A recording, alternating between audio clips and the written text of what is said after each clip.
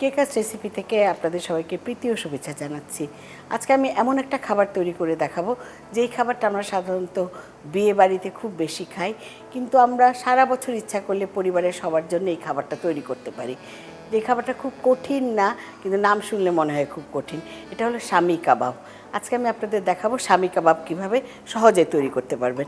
এখানে দেখুন আমি 500 গ্রাম গরুর মাংসের কিমা, সেই কিমার সাথে আমি মসুরির ডাল দিয়েছি টেবিল চামচের 2 চামচ দিয়ে, সেই সাথে একটা শুকনা মরিচ, 2 কোয়া রসুন, 1 কোয়া আদা আর একটা পেঁয়াজ দিয়ে সেদ্ধ করেছি। সেদ্ধ করে ভালো করে বেটে নিয়েছি, দেখুন একদম মিহি করে বেটে নিয়েছি।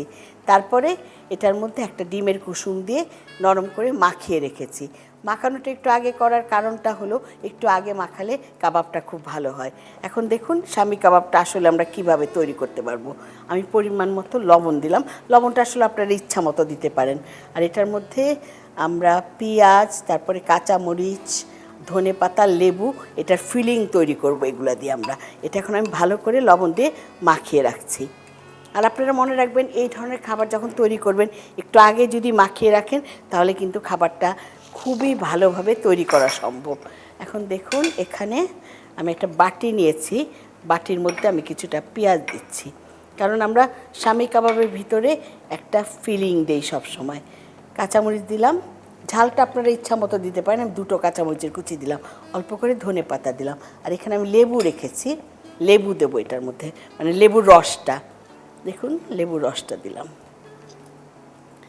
দিয়ে এখন এখানে সামান্য লবণ দেব, দিয়ে একটু মাখিয়ে ফেলতে হবে, কারণ ফিলিংটা যখন দেবো এটার ভিতরে যদি লবণ না থাকে তাহলে তো ভালো লাগবে না। আর আমি চুলায় ফ্রাই প্যানের মধ্যে তেল গরম দিয়েছি, তেলের মধ্যে এটা ডুবো তেলে ভাজতে হবে। দেখুন আমি এটাকে শামি কাবাবের এই যেটা মাখালাম ডাল দিয়ে, গরুর মাংসের কিমা দিয়ে, সেই মাখানোটা আমি আগে 4 ভাগে সমানভাবে ভাগ করে নিচ্ছি, যাতে সবগুলো শামি কাবাব একরকম হয়। আর আরেকটা জিনিস, চটজলদি রান্না তো অবশ্যই এটা, আপনারা ইচ্ছা করলে কিন্তু এই ধরনের কাবাব তৈরি করে ডিপে রেখে দিতে পারেন এবং কয়েকদিন পরে ভেজেও খেতে পারবেন।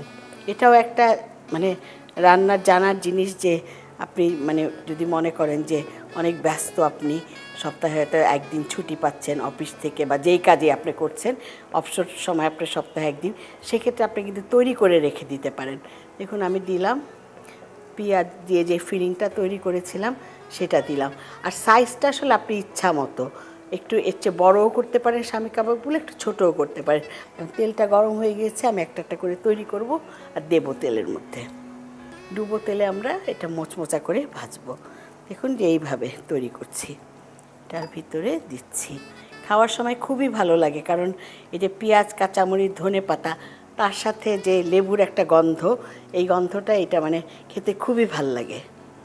যার জন্য শামি কাবাবটা সবার একটা প্রিয় কাবাব। কিন্তু আমি যে কথাটা বললাম যে অনেকেই মনে করেন যে অনেক কঠিন, এটা কিভাবে বানায়, আমি আজকে আপনাদের তাই সহজভাবে দেখাচ্ছি। দিলাম, ভাজতে বেশি সময় লাগবে না, তবে 3-4 মিনিট লাগবে, এটা সত্যি কথা। যে কোনো রান্না করতে গেলেই কিন্তু একটু ধৈর্য লাগে। চটজলদি রান্না হলেও আমরা তো আসলে কোনো কিছু কাঁচা কাউকে খেতে দিতে পারি না, যার জন্যে ভাজার যে সময়টুকু বা রান্না করার কুকিং টাইম আমরা যেটাকে বলি, সেই টাইমটা কিন্তু আমাদের মেনটেন করতেই হয়। আরেকটা দিলাম, এখন আমি 4 নাম্বারটা দেব।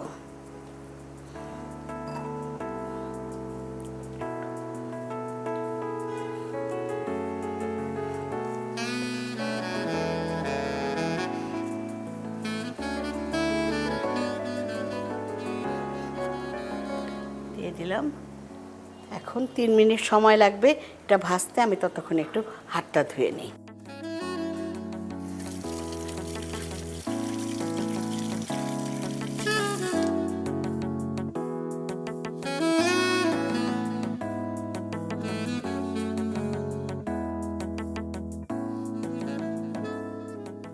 আমাদের শামি কাবাবগুলো হয়ে গিয়েছে ভাজা, দেখুন একদম পুরোপুরি ভাজা হয়ে গিয়েছে শামি কাবাবগুলো। এখন আমি তুলে ফেলছি, দুটো দুটো করে 4টা তুলে ফেললাম। এখন আপনাদের দেখাবো এটা কিভাবে আপনারা সুন্দর করে পরিবারের সবার জন্য পরিবেশন করতে পারবেন। আমি তেলটা নামিয়ে রাখলাম। একদম গরম গরম, যে খুবই ভালো লাগছে। আমার মনে হয় টিভি সেটের সামনে যারা বসে আছেন তারা আজকে দেখলেন যে আমরা ঘরোয়াভাবে কিভাবে শামীর কাবাব তৈরি করতে পারি। এটা দেখে আমার মনে হয় আপনাদেরও সবার ভালো লাগছে। 60% পর্যন্ত তেল সাশ্রয়ী 3 লেয়ার বিশিষ্ট বিভিন্ন ডিজাইনের টপার নন স্টিক কুকওয়্যার।